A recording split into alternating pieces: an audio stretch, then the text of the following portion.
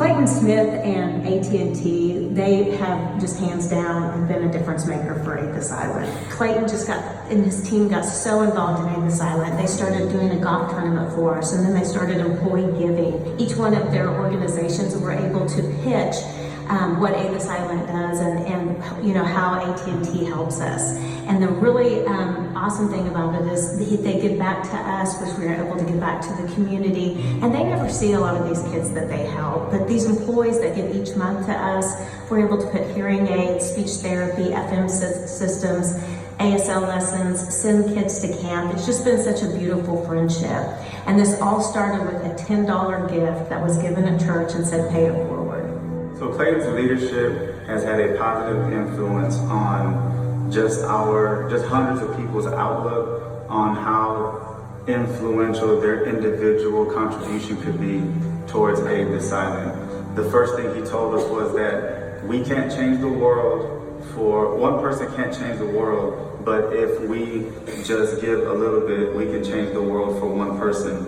And I remember when that became real is when he showed us a picture of a little boy that we actually were able to produce enough funds so that way he can get a hearing aid. And for us to see a face with what we were doing, that's when that statement became real on how we changed the world for that one person.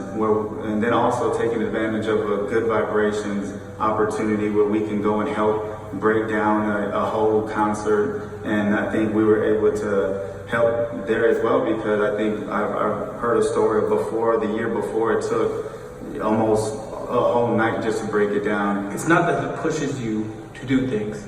He inspires you because of what he's involved with. You see the way he talks, you see his achievements even on the other side when you see him do certain things, including his races, his Ironman races, the way he trains and has to develop his body to do stuff like that. It's a big sacrifice.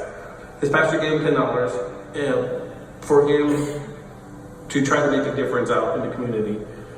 He took that $10 and he started, helping Avis Island with $10. He gave each manager $1, I believe.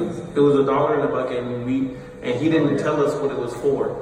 He just said, just know that this is going to go to a good cause. And I believe out of that $10, we raised $500 cash within a couple of weeks. And from there, it just spread because once people knew what it was, it just made you feel good about yourself. So you kept wanting to be involved. The giving, especially to Avis Island, became a culture. It wasn't like something that we were going to do for this season or this quarter or this fiscal year. It was a culture. It's something that we were going to continue to raise awareness everywhere we go, and then take advantage of seeing what we can do individually to impact this cause. It's really takes a community to be able to do what we are able to do. So Clayton, they started signing up for our 5K, not only to run it and bring a team. I think the first time they signed up, we had 40 people in AT&T t-shirts.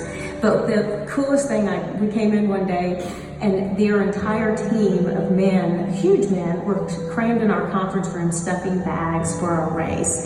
This last Good Vibrations, Clayton brought his entire team about midnight, and we broke it down in 45 minutes. And there were just huge men everywhere picking things up and putting them into trucks, and it was just life-changing. So they are just such a difference maker for our deaf and hard of hearing friends. They just really love them well, and there should be more people in the world like Clayton Smith, because he's pretty amazing.